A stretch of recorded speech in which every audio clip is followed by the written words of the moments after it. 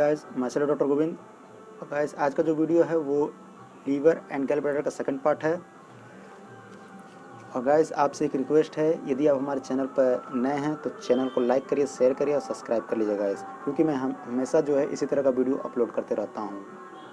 तो गाइस, बिना वक्त गंवाए वीडियो को स्टार्ट करते हैं गाइस। तो गाइस, फर्स्ट पार्ट में जो है फंक्शन ऑफ बाइल साल्ट तक कवर हो गया था। तो आज का जो वीडियो है वो बाइल पिगमेंट से स्टार्ट हुआ गाइस। तो बिना वक्त गंवाए स्टार्ट करते हैं गाइस। बाइल पिगमेंट में होता क्या है? बाइल पिगमेंट गाइस ये एक्सक्रीटरी प्रोडक्ट होता है लीवर का एक्सक्रीटरी प्रोडक्ट होता है, जो बाइल का जो होता है एक्सक्रीटरी प्रोडक्ट होता है। और ये दो प्रकार का होता है बाइल पिगमेंट जो होता है। पहला तो बाइलिरुबिन होता है और दूसरा जो होता है बाइलिवर्डिन होता है, ठीक है। और ये जो होता है ख़ास तौर पे जो ज़्यादा मेजर होता है, मेजर बाइल पिगमेंट जो होता है वो बाइलिरुबिन होता है, इसको ध्यान रखिएगा। तो ये बाइल पिगमेंट बनते कैसे हैं, फॉर्मेशन कैसे होता है, ये गाइस ये ब्रेकडाउन ऑफ आरबीसी के थ्रू होता है। और ये होता कहाँ पर है? ये रेटिकुलो एंडोथेलियल सिस्टम में होता है। तो किस तरह से ये फॉर्मेशन होता है इसको समझते हैं, इस कंसेप्ट को समझते हैं गाइस। तो रेटिको एंडोथेलियल सिस्टम में होता क्या है गाइस कि आरबीसी का जब हीमोग्लोबिन का जब डिस्ट्रॉय होता है, मीन्स ब्रेकडाउन जब होता है, तो हीमोलाइसिस ऑफ इथ्रोसाइट मतलब ब्रेकडाउन होता है। अब जब ब्रेकडाउन जब होगा तो हीमोग्लोबिन जब आएगा, तो हीमोग्लोबिन से डिस्ट्रक्शन जब होगा, ब्रेकडाउन होगा, तो हीमी और ग्लोबिन पार्ट बचेगा। तो ग्लोबिन जो पार्ट बचेगा, ये ग्लोबिन जो होता है वो एमिनो एसिड्स के थ्रू रिसाइकल्ड हो जाता है। और हीमी जो पार्ट बचता है, ये हीमी जो है आयरन में कन्वर्ट हो जाएगा और एक बाइलिरुबिन में कन्वर्ट हो जाता है। हालांकि इसका प्रोसेस बहुत ज़्यादा है, मतलब बाइलिवर्डिन में होता है, फिर इसका बाइलिरुबिन में होता है। तो मैंने जो है इसको लिया, इसको ज़्यादा समझने की ज़रूरत नहीं है गाइस। तो हीमी जो होता है वो आयरन में कन्वर्ट होता है। तो आयरन जो होता है ये हीमेटोपोसिस में वर्क होता है, इसीलिए जो है आयरन चला जाता है फिर रिसाइकल्ड होने के लिए, ठीक है। अब ये जो है हीमी से जो बाइलिवर्डिन हुआ, फिर बाइलिवर्डिन से जो है बाइलिरुबिन हुआ। अब ये बाइलिरुबिन जो बनता है तो ये अनकंजुगेटेड में फॉर्म में बनता है। अनकंजुगेटेड मतलब फ्री फॉर्म में बनता है ये, ठीक है। अब ये क्या होता है कि प्रोटीन प्लाज्मा प्रोटीन से एल्बुमिन जो होता है उससे बाइंड करके जो है उसमें ये ब्लड वेसल्स में ब्लड में आ जाता है, सर्कुलेशन में आ जाता है। अब ये सर्कुलेशन के थ्रू आता है, फ्री बाइलिरुबिन जो होते हैं ये ब्लड में आ जाते हैं। अब ये ब्लड के थ्रू जो है लीवर में आते हैं। अब ये जब लीवर में जब आएगा तो लीवर में ग्लूकोर्निक एसिड से बाइंड करेगा, फ्री बाइलिरुबिन जो था वो ग्लूकोर्निक एसिड से बाइंड करेगा। और जब ये बाइंड करेगा तो ये कंजुगेटेड बाइलिरुबिन बन जाएगा। अब ये कंजुगेटेड बाइलिरुबिन क्या होता है कि यहाँ से जो है इंटेस्टाइन में आएगा, क्योंकि इसको एक्सक्रीट होना है। तो एक्सक्रीट होना है तो यहाँ पर जो है इंटेस्टाइन में आएगा। जब इंटेस्टाइन में आएगा तो जब ये कंजुगेट हो जाएगा तो इंटेस्टाइन में आएगा, तो इसका नाम धरा जाएगा यूरोबाइलिनोजेन आ जाएगा। और ये किसके थ्रू आएगा? इंट्रोहिपेटिक सर्कुलेशन के थ्रू आएगा। अब ये जब यहाँ पर आ जाएगा तो इंटेस्टाइन से आएगा, फिर उसके बाद लार्ज इंटेस्टाइन, फिर उसके बाद फेसेस के थ्रू वो रिलीज हो जाएगा इन्वायरमेंट में, ठीक है गाइस। अब यही अब जैसे कि यहाँ पर होता क्या है, यहाँ कंसेप्ट क्या समझना है आपको, ये समझिए। अब जैसे यहाँ पे बाइलिरुबिन जो कंजुगेटेड हुआ था यहाँ पर आएगा यूरोबिलिनोजेन में आएगा इंटेस्टाइन में। अब यहाँ से जो है 50% आएगा, तो यहाँ पर 50% जो है एक्सक्रीट हो जाएगा, ठीक है। इंटेस्टाइन लार्ज इंटेस्टाइन में चला जाएगा, फिर फेसेस के थ्रू निकल जाएगा। अब बाकी जो 50% जाएगा फिर चला जाएगा इंट्रोहिपेटिक सर्कुलेशन के थ्रू लीवर में जाएगा, रिसाइकल होने के लिए, फिर से मतलब जो है कंजुगेट होने के लिए, ठीक है। तो ये 50% जो है आएगा, फिर 50% जाएगा, तो 50% एक्सक्रीट हो जाएगा और 50% जो है चला जाएगा। अब बाकी जो 5% जो बचता है, 5 to 10% या 7% जो भी बचता है वो किडनी में आ जाता है। अब वो किडनी के थ्रू जो है यूरिन के थ्रू वो एक्सक्रीट होता है। तो गाइस ये होता है। तो ये कंसेप्ट ऐसे होता है गाइस, ठीक है, समझ गए आप। तो ये मीन्स जो है बाइल साल्ट का जो है फॉर्मेशन कैसे होता है ये समझ गए। अब फंक्शन ऑफ बाइल का क्या होता है वो समझते हैं। फंक्शन ऑफ बाइल का सबसे फर्स्ट पार्ट जो होता है वो डाइजेस्टिव फंक्शन होता है। अब मैंने बताया था फंक्शन ऑफ बाइल जो होता है वो डाइजेस्टिव फंक्शन किस तरह से होता है, फर्स्ट पार्ट में आपको बताया था, लेकिन जो है रिवीजन के तौर पे फिर बता देता हूँ। जो इसमें डाइजेस्टिव फंक्शन होता है ये है कि सबसे पहले ये तो वर्क करता है फैट्स पर। जैसे कि इंटेस्टाइन में जब आता है तो इंटेस्टाइन में जो है आकर फैट ग्लोब्यूल्स जो होते हैं, फैट ग्लोब्यूल्स को वो ब्रेक डाउन करता है, क्योंकि ये लिपोलाइटिक एंजाइम्स जो होते हैं, जो इंटेस्टाइनल लिपोलाइटिक एंजाइम होते हैं, वो खुद अकेले तोड़ नहीं पाते हैं, ब्रेक डाउन नहीं कर पाते हैं। तो ये बाइल साल्ट जो होते हैं, बाइल के थ्रू जो है आकर जो है ये दोनों मिलकर जो है मीन्स उसको ब्रेक डाउन करते हैं, और ब्रेक डाउन करके दोनों मिलकर इसको ब्रेक डाउन करके एब्जॉर्प्शन में वर्क करते हैं। तो पहला ये हो गया। फिर उसके बाद जो है एब्जॉर्प्शन फंक्शन भी काम करता है। अब ये जब मिसल्स के थ्रू जब ये ब्रेक डाउन जब हो जाएगा तो इसको एब्जॉर्प्शन में भी काम आता है। फिर उसके बाद एक्सक्रीटरी फंक्शन में काम आता है, जैसे हैवी मेटल्स हो गए, कॉपर हो गया, बिस्मथ हो गया। फिर उसके बाद जो है मेन हैवी मेटल्स होते हैं उसको एक्सक्रीट करता है। तो ये जो है वायरस हो गए, फिर बैक्टीरिया हो गए, ये सब अलग अलग जो होते हैं एक्सक्रीटरी फंक्शन का ये बाइल का काम करता है। फिर लेक्सेटिव एक्शन मतलब वो होता है गाइस कि जो ऐसे एजेंट जो मीन्स पेरिस्टालसिस मूवमेंट करता है और फेसेस फॉर्मेशन में वर्क करता है, तो ये होते हैं लेक्सेटिव एक्शन। एंटीसेप्टिक का एक्शन शो करते हैं बाइल, जो कि डिटर्जेंट एक्शन शो करते हैं, जो कि वायरस और बैक्टीरिया को किल करने में सहायता कराते हैं। मेंटेन पीएच वैल्यू करता है जीआईटी का, क्योंकि यहाँ पर जो है जो कायमी जो आता है वो एसिडिक होता है, हाईली एसिडिक होता है। तो बाइल क्या करता है कि इसको न्यूट्रलाइज करता है, तो न्यूट्रलाइज करके जो है वैल्यू पीएच वैल्यू जो होता है वो मेंटेन किया रहता है।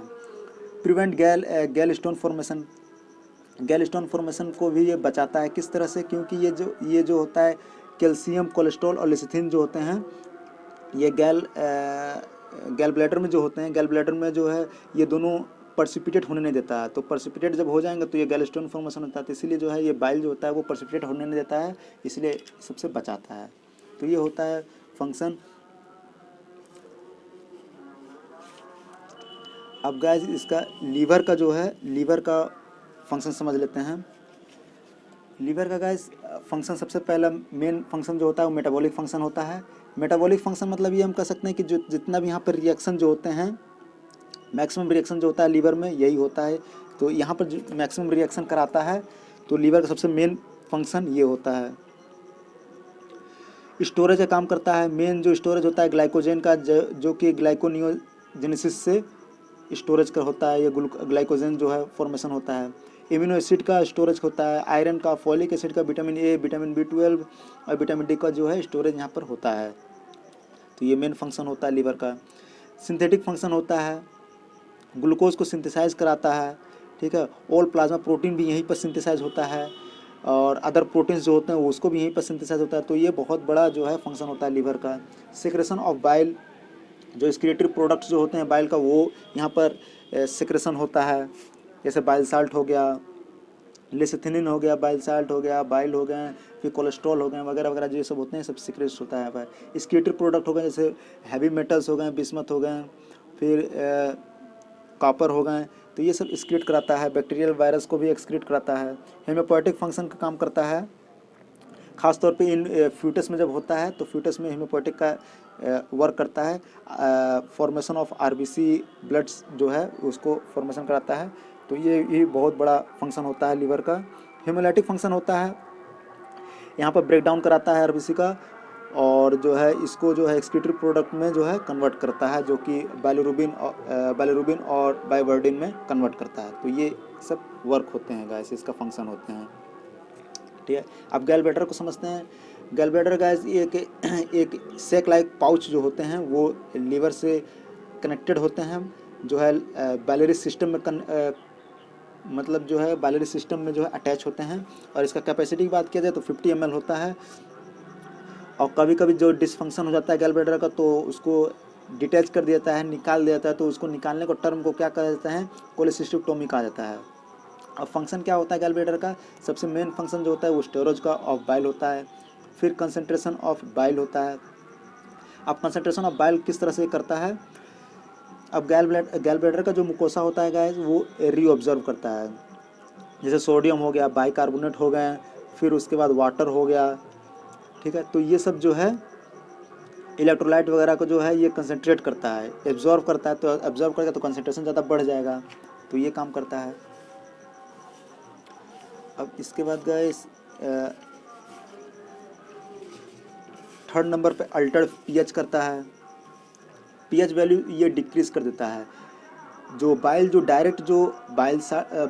डायरेक्टली लीवर से सेक्रेट होते हैं वो 8 to 8.6 होते हैं, लेकिन जब गैल ब्लैडर में जब आते हैं तो 8 to 8.6 से घटकर हो जाते हैं 7 to 7.6 हो जाते हैं। तो यहाँ पर पीएच का वैल्यू घट जाता है गैल ब्लैडर में आने के बाद। सिक्रेशन ऑफ म्यूसिन, यहाँ पर जो है गैल ब्लैडर में जब आते हैं फिर गैल ब्लैडर से जो है इंटेस्टाइन में जब जाते हैं तो म्यूसिन यहाँ पर ऐड हो जाता है, तो ये चीज़ ध्यान रखिएगा। तो ये म्यूसिन को भी सिक्रेट करता है। अब गाइस ये filling and emptying of gall bladder किस तरह से होता है, मतलब कैसे फिलअप होता है और कैसे एम्प्टिंग होता है, ये समझते हैं। तो गाइस ये दो मैकेनिज्म के थ्रू होता है, एक न्यूरल मैकेनिज्म और एक हार्मोनल मैकेनिज्म। अब जैसे ये गैल ब्लैडर होता है तो गैल ब्लैडर का जो लोअर पार्ट होता है तो स्पिंचर ऑफ ऑडी होता है, तो स्पिंचर ऑफ ऑडी क्या करता है, वो कॉन्ट्रैक्ट करता है, रिलैक्स करता है। तो कॉन्ट्रैक्ट करेगा तो क्या होगा कि जो है गैल ब्लैडर जो है ये बाइल को सिक्रेशन स्टार्ट कर देगा। तो ये किसके थ्रू होता है, वेगस नर्व के थ्रू होता है, जो कि एसिटिलकोलिन रिलीज करता है और ख़ासतौर पर सिफेलिक और गैस्ट्रिक फेज में होता है। और हार्मोन की बात किया जाए तो ये कोलेसिस्टिकिनिन के थ्रू होता है, ठीक है। तो ये दो मैकेनिज्म होते हैं जिसके मीन्स गैल ब्लैडर जो है फिल होता है। और अब जैसे कंस्ट्रिक्ट हो जाएगा मीन्स जो है और स्पिंचर ऑफ ऑडी जो है वो कंस्ट्रिक्ट कर जाएगा, तो बाइल जो है वो आकर जो है गैल ब्लैडर में जो है आकर फिलअप होने लगेगा। और फिर जब वही स्टिमुलस जब मिलेगा वेगस नर्व के थ्रू स्टिमुलस जब मिलेगा और हार्मोनल मैकेनिज्म के थ्रू स्टिमुलस मिलेगा तो क्या होगा, रिलैक्स हो जाएगा। जब रिलैक्स होगा तो क्या होगा कि बाइल जो है इंटेस्टाइन में आकर रिलीज हो जाएगा। तो ये होता है फिलिंग और एम्प्टिंग ऑफ गैल ब्लैडर। अब रेगुलेशन ऑफ बाइल सेक्रेशन किसके थ्रू होता है, अब ये समझते हैं। ये मेनली जो है केमिकल फैक्टर के थ्रू होता है। अब ये समझते हैं किसके थ्रू होता है, बाइल सेक्रेशन किसके थ्रू होता है वो समझते हैं। पहले नंबर तो आता है ये कोलेरेटिक्स होते हैं। कोलेरेटिक्स होते क्या हैं, ऐसे सब्सटेंस जो सिक्रेशन को बाइल ऑफ सिक्रेशन को बढ़ा देते हैं, मतलब लीवर से बाइल का सिक्रेशन बढ़ा देते हैं, उसी को हम कोलेरेटिक्स बोला जाता है। और ये कौन कौन सब्सटेंस होते हैं, जैसे एसिटिलकोलिन हो गए, सिक्रेटिन हो गए, कोलेसिस्टिकिनिन हो गए, एसिड काइमी हो गया और बाइल साल्ट हो गया। तो ये ऐसे सब्सटेंस हैं जो कि लीवर से बाइल सिक्रेशन को इंक्रीज कर देते हैं। तो इसी को हम क्या कहते हैं, कोलेरेटिक्स बोलते हैं, ठीक है। अब दूसरा आता है गैस कोलागिग्यू होते हैं। तो ये ऐसे एजेंट होते हैं जो गैल ब्लैडर को कंस्ट्रिक्ट करने पर जो है बाइल रिलीज होते हैं, ठीक है। अब यहाँ पर लीवर से सिक्रेशन हो रहा था, अब यहाँ पर क्या है, गैल ब्लैडर से कंस्ट्रिक्ट करने पर जो है बाइल रिलीज हो रहा है। अब ये क्या क्या होते हैं, ऐसे कौन कौन एजेंट होते हैं जो, जैसे कि बाइल साल्ट हो गया, कैल्शियम हो गया, फिर उसके बाद फैटी एसिड हो गया, एमिनो एसिड हो गया, इनऑर्गेनिक सब्सटेंस हो गए जैसे कि सोडियम हो गया, पोटासियम हो गए, फिर कैल्शियम हो गया, तो वगैरह ये सब होते हैं। अब ये क्या करते हैं, ऐसे एजेंट को क्या करेंगे, स्टिमुलेट करेंगे कोलेसिस्टिकिनिन को। अब कोलेसिस्टिकिन क्या करेंगे, हार्मोन्स होते हैं, ये क्या करेगा, कंस्ट्रिक्ट करेगा। कंस्ट्रिक्ट करने पर क्या होगा, कंस्ट्रिक्ट करेगा। अब कंस्ट्रिक्ट करने पर क्या होगा कि जो है बाइल जो है वो इंक्रीज होगा, रिलीज हो जाएगा और आकर जो है इंटेस्टाइन में एम्पुला ऑफ वाटर के पास आकर रिलीज हो जाएंगे, ठीक है। ये होता है। तीसरे नंबर पर आता है हाइड्रोक्लोरेटिक एजेंट। अब हाइड्रोक्लोरेटिक एजेंट क्या होते हैं, ऐसे सब्सटेंस जो अमाउंट को बढ़ा देते हैं वाटर, ठीक है, लेकिन सॉलिड्स अमाउंट जो होते हैं वो नहीं होते हैं, जैसे HCl हो गया, ठीक है। अब यहाँ नाम से ही पता चल जाएगा, हाइड्रो मीन्स वाटर हो गया, क्लोरेटिक मतलब ऐसे एजेंट जो अमाउंट को बढ़ाते हैं, ठीक है। तो वाटर का अमाउंट ज़्यादा हो जाता है लेकिन सॉल्यूट का यहाँ पर ज़्यादा नहीं रहता, जैसे HCl हो गया। तो ये एग्जाम्पल के तौर पे ये हो गया, ठीक है। अब गैस ये हो गया। अब इसका जो है हम लोग अब इसका डिसऑर्डर की बात कर लेते हैं। तो गैस डिसऑर्डर में सबसे पहले जॉन्डिस आता है, इक्टरस भी से बोला जाता है। तो जॉन्डिस को डिफाइन कैसे कर सकते हैं, characterized by yellow coloration of skin, mucous membrane and deeper tissue due to the increased bilirubin in blood. मतलब ये हुआ गाइस कि जब स्किन में येलो कलर या मुकस मेम्ब्रेन में या डीपर टिश्यू में जब येलो कलर का फॉर्मेशन जब होने लगता है और बिलिरुबिन का जब बढ़ जाता है ब्लड में, तो इसी को हम जॉन्डिस बोला जाता है। अब कैसे पता चलेगा कि बढ़ा है कि घटा है, नॉर्मल जो होता है बिलिरुबिन का ब्लड में वो 0.5 to 1.5 mg/dl होता है, ठीक है गाइस, ये चीज़ ध्यान रखिएगा। यदि यही चीज़ें बिलिरुबिन जो होता है वो 2 mg पर DL से ज़्यादा बढ़ जाएगा, ज़्यादा हो जाता है तो उसी को हम क्या कहेंगे, जॉन्डिस कहा जाएगा। अब ये जॉन्डिस 3 प्रकार के होते हैं, प्री हेपेटिक, हीमोलाइटिक या हिपैटिक या हिपैटोसेलुलर, या तीसरा जो होता है पोस्ट हिपैटिक और ऑब्स्ट्रक्टिव जॉन्डिस होते हैं। तो 3 प्रकार के होते हैं, फटाफट इसको डिस्कस कर लेते हैं। अब गाइस ये देखिए, जैसे कि ये प्री हिपैटिक और हीमोलाइटिक।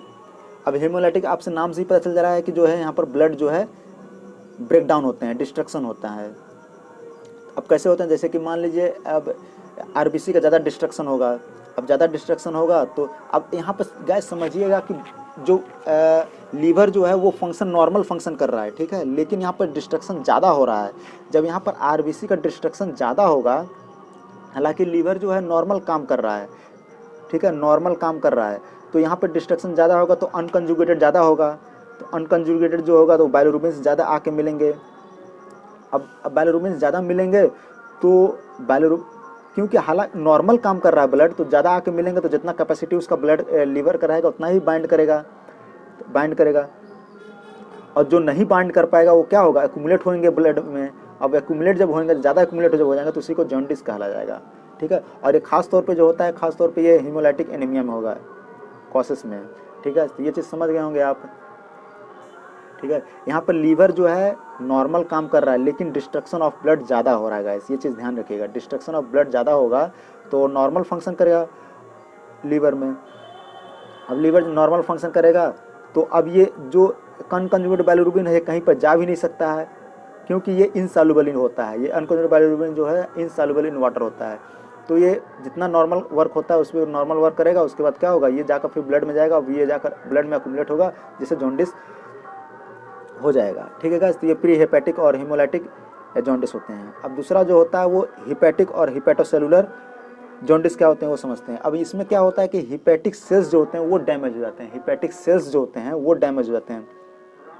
अब यहाँ पर सेल जब डैमेज हो जाएंगे तो यहाँ पर बाइलोरुबिन जो आते हैं वो कंजुगेटेड तो होते हैं लेकिन एक्सक्रीट नहीं हो पाते हैं, ये इंटेस्टाइन में आ नहीं पाते हैं, ठीक है। तो यहाँ पर ये होता है। और इसका कॉसेस की बात किया जाए, सबसे मेन कॉसेस जो होता है वो वायरल इन्फेक्शन के थ्रू होता है, अल्कोहलिक हेपेटाइटिस के थ्रू होता है, किरोसिस ऑफ लीवर के थ्रू होता है। तो ये सब गाइस कॉसेस होता है मेन जो है हिपैटिक या हिपैटोसेलुलर जॉन्डिस में। तीसरा जो होता है वो पोस्ट हिपैटिक या ऑब्स्ट्रक्टिव जॉन्डिस। इसमें क्या होता है कि बाइलरी सिस्टम में कहीं पर भी ब्लॉकेज हो जाए या ऑब्स्ट्रक्ट हो जाए तो क्या होगा कि बाइलोरुबिन जो होते हैं ब्लड में वो कंजुगेट तो होंगे लेकिन वो इंक्रीज हो जाएंगे ब्लड में, ठीक है। ये कंजुगेट बाइलोरुबिन जो होते हैं वो ब्लड में इंक्रीज हो जाएंगे जिससे जो है ऑब्स्ट्रक्ट हो जाएगा और जॉन्डिस फॉर्मेशन हो जाएगा। और ये खास तौर पर गैलस्टोन, अब गैलस्टोन जब हो जाएगा तो यहाँ पर ऑब्स्ट्रक्शन हो जाएगा जिससे बाइलोरुबिन जो है ब्लड में ज़्यादा बढ़ जाएगा। कैंसर की वजह से बहुत बड़ा कारण है पेनक्रियाज का, बाइलरी सिस्टम में कैंसर हो जाए या पेनक्रियाज में तो ये पोस्ट हिपैटिक या ऑब्स्ट्रक्टिव जॉन्डिस हो जाते हैं। तो गाइस ये हो गया। अब हेपेटाइटिस के फटाफट बात कर लेते हैं। अब हेपेटाइटिस होता है क्या है गाइस, हेपेटाइटिस जो होते हैं ये इन्फ्लेमेशन ऑफ हेपेटिक सेल्स होते हैं जो हेपेटोसाइट्स होते हैं। और ये खास तौर पे जो है ये कॉसेस जो होते हैं वो वायरल इन्फेक्शन जो होते हैं, बैक्टीरियल इन्फेक्शन के थ्रू होते हैं और एक्सेस अल्कोहल इंटेक के वजह से होते हैं। ज़्यादा अल्कोहल लेने के से हो जाता है, ज़्यादा पैरासीटामोल लेने से हो जाता है, पॉइजन लाइक जैसे कार्बन टेट्राक्लोराइड की वजह से होता है, इनहेरिटेंस की वजह से हो जाता है। और विल्सन डिजीज, विल्सन डिजीज क्या होता है गाइस कि जब ज़्यादा ऑर्गेनिक मेटेलिक जो मेटल्स होते हैं जैसे कॉपर हो गया, बिस्मथ हो गया, ये सब ज़्यादा लेने से हेपेटाइटिस होता है क्योंकि स्क्रिप्ट नहीं हो पाता है। तो ये सब मेन कॉसेस होते हैं गाइस। अब गाइस किरोसिस ऑफ लीवर की बात कर लेते हैं। किरोसिस ऑफ लीवर जो होते हैं ये inflammation and damage of parenchymal cell, parenchyma जो लीवर के पैरेन्काइमल सेल्स होते हैं वो डैमेज हो जाते हैं जिससे इन्फ्लेमेशन हो जाता है और इसी को हम क्या कहते हैं, किरोसिस ऑफ लीवर कहते हैं। अब इसमें होता क्या है कि degeneration of hepatic cells and dysfunction of liver. अब इसमें क्या होगा कि हिपेटिक सेल्स जो होते हैं वो डेड हो जाते हैं और फंक्शन जो होता है लीवर जो फंक्शन जो करता है वो सही से काम नहीं कर पाता है, तो इसे किरोसिस ऑफ लीवर कहलाता है, ठीक है।